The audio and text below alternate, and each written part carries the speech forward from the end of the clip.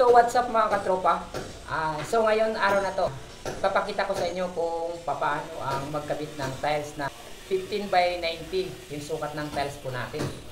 So kung bago ka lang sa akin channel, so huwag kalimutan na mag-subscribe, tapos pindutin natin ang notification bell para updated ka sa aking mga bago. So ayan, nagakot muna ako ng materialis tapos prepare ko. So kailangan nyo muna basahin yung buhangin bago nyo ihalo yung siminto para hindi po siya magbubuo-buo. Yun po yung diskarte pag naghalo po kayo ng dry pack. So basa na po yung buhangin natin. Ayan, hinalo-halo ko muna siya. Tapos ilalagay ko na yung siminto. So pag hinalo nyo na yung siminto, madali na po siya haluin. Ayan. So i-mix po natin mga katropa ng dalawang bisis. Pabaliktad po siya para ma-mix po siya ng maayos. Ayan. So yan po yung ano natin. Tapos naglagay na po ako ng grout. Ayan. Bago po tayo mag-start mga bossing, lagyan muna natin grout yung ating gagawin. So ayan, nalagyan po ng grout. Ang nilagay po natin grout ang siminto. Ayan, ako linalagay ko siminto po siya. Pagbasahin ko muna ng tubig tapos bubudburan ko na siya ng siminto. Tapos wawalisin ko siya para mas makapit yung dry pack sa flooring, para make sure na hindi po aangat yung ating tiles, hindi po siya bibitaw. So yan na, mag-start na po tayo. So naka-layout na po ako, naka-eskwala na po yung aking layout, nakatansin na. So ilalagay ko na po yung dry pack. Yan, ilalagay ko muna dun sa gilid. Dun ako sa gilid nag-umpisa kasi doon po yung start po ng doon ako nag-eskwala, layout. So nilalatag, tatamper ko muna yung dry pack. So yung pagta-tiles po natin, yung mga pagli-layout, depende po yan sa diskarte ng mga tile sitter. So, yan, lalagyan ko na po ng adhesive yung tiles. Yung paglalagay po natin ng adhesive sa tiles, ayan na. Tsansahin po natin na hindi siya manipis at saka hindi naman siya gaano kakapal. Ayan. Upisa ko dun sa gilid. Dun ako nag-start. Tinanggal ko po yung tansi kasi tumatama yung ulo ng tansi dun sa tiles. Kaya tinanggal po. Yung tiles po natin 15 by 90 yan ha. 15 by 90. Ayan, sinusukat ko siya ng 1 meter mula sa tiles hanggang sa levelasyon.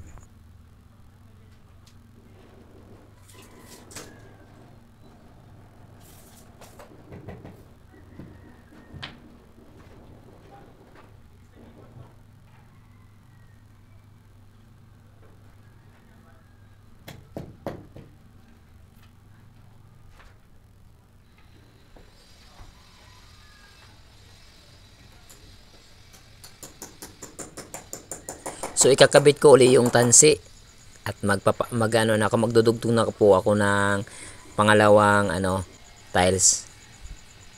So ang tiles po natin is ang haba siya 90. So ang kahiliran naman ang kadikit na po siya 45 na po siya. 45. Salisi po siya ha, salisi. Hindi po siya salisi po siya. 90 45 90 45. Ganun po ang pagkabit ng ganyang klaseng tiles.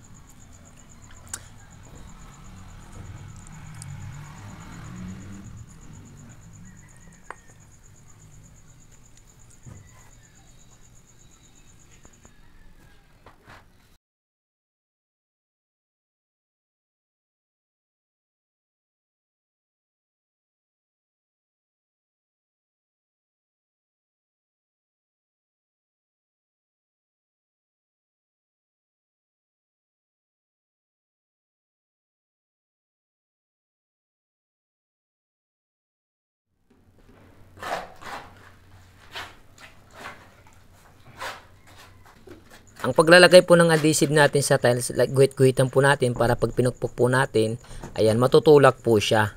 Ayan, mas madali po siya matulak. Ayan yung aking pangalawang kabit.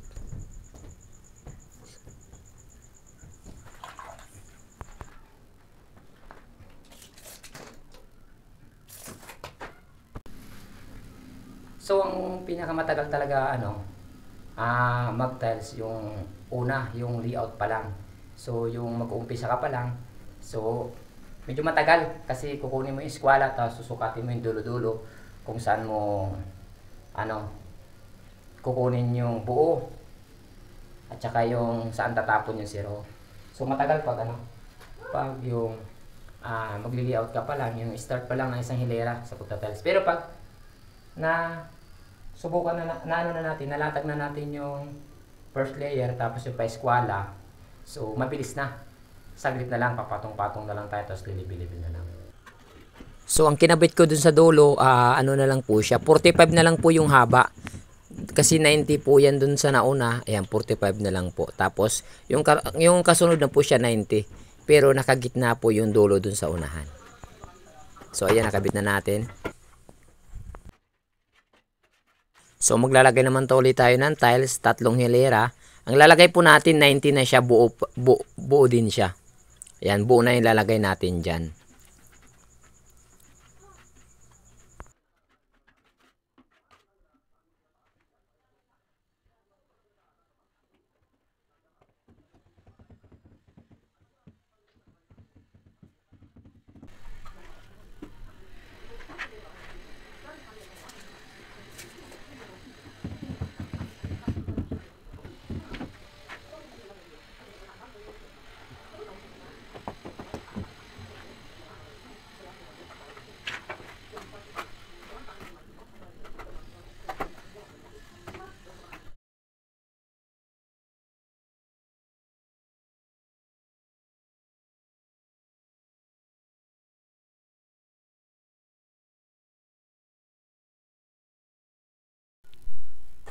Ayan, basahin po natin yung ating dry pack na nakalatag na kung ilang oras na nakalipas para po siya tumigas. Ayan, mabasa po siyang sa ilalim. Hindi po siya maging mumog.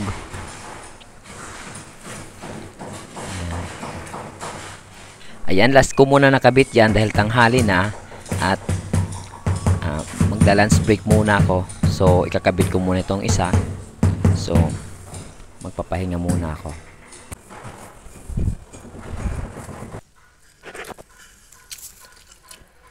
So dahil break time na, kumain muna ako. So pahinga muna ng konti, tapos mamaya trabaho naman uli. So ganito ang buhay ng construction worker, Yung kanin lagay lang sa plastic para kasi pag baunan hugas-hugas ka pa eh. Ito tapon mo na lang sa basurahan. Tapos lagay lang sa datag lang sa saan, okay na. Matay na kami mga construction worker na. Ganito lang, simpleng tanghalian. Walang maayos na kainan. Kahit ganito lang yung ulam, masaya na. Na kahit papano. Meron tayong trabaho, marangalang trabaho natin na meron tayong iuwi sa pamilya natin. Pagdating ng sahod, mapakain natin sila maayos, yung mga anak natin mapag-aral. So, ganito ang buhay ko, ganito ang buhay ng mga constructor. Simpleng pamumuhay, pero masaya. So, sipagan lang natin, kunting sipag, tiyaga sa trabaho kung ano mayroon tayo. Darating din ang araw na makakamit din natin yung inaasam natin mga pangarap para sa atin at saka sa mga anak natin.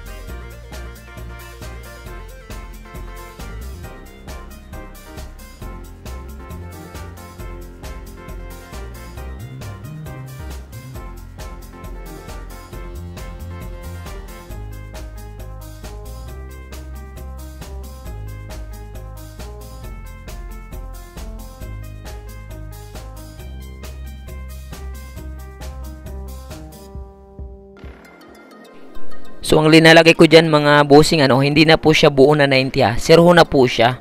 Yan. Zero na po yan.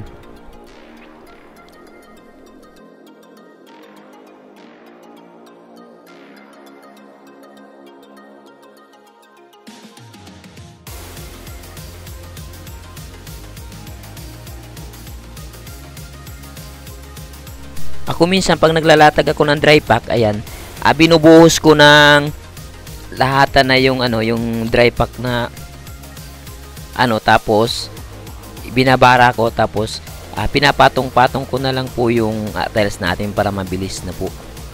Ayan, papatong mo na lang po yung tiles, hindi mo na siya latag ng dry pack kabit, latag ng dry pack hindi kabit, hindi.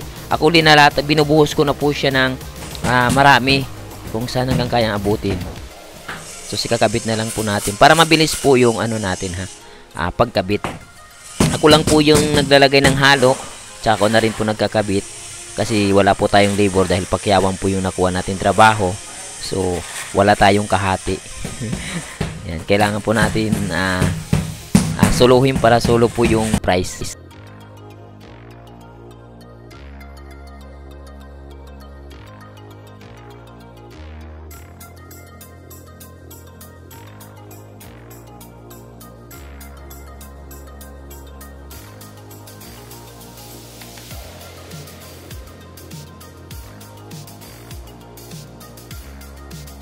Ayan, inangat ko yung tiles dahil mayroong bato na nakakalang, matigas. So, mapapansin nyo po yung may bato na nakakalang sa tiles natin. Pag pukpuk tayo ng pukpuk, so ayaw bumaba po yung dry pack natin. So, ibig sabihin po yan, mayroong pong bato nakakalang. Kaya wag po natin ipilit na pukpukin ng pukpukin, baka mabasag yung tiles. Kadalasan po, nababasag yung tiles pag pinilit po natin pukpukin. So, ayan, nandun na tayo sa dulo. Bandang hapon na po. Umaga po tayo nag-umpisa. Ayan. So, patatapos na po natin yung unit.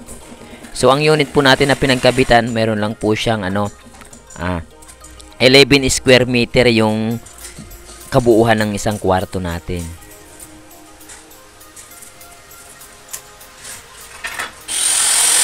Medyo matagal lang po sa pagkakabit ng tiles. Yung may mga seroho tayo. Ayan, may mga seroho tayo sa pagkakabit kasi magtatabas-tabas pa tayo, magsusukat-sukat, kaya medyo mahaba yung oras na linalaan natin dyan compare mo sa mga buuhan lang na latag ka lang ng latag.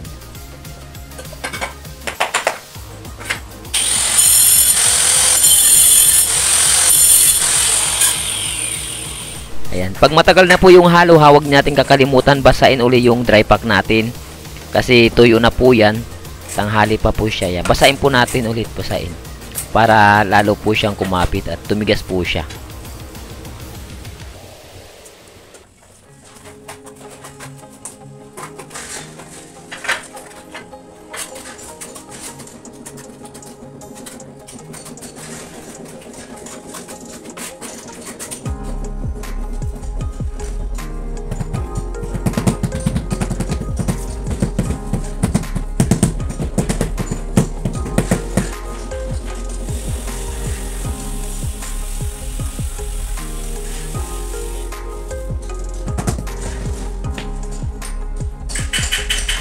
So, ayan, dito na tayo sa kabila. Ayan, kabilang side na po tayo. At patapos na po tayo, hapon na. Ayan, kakabit na lang po natin yung huli na to. At matatapos na po tayo dahil hapon na nga po. So, matatapos na natin yung isang kwarto.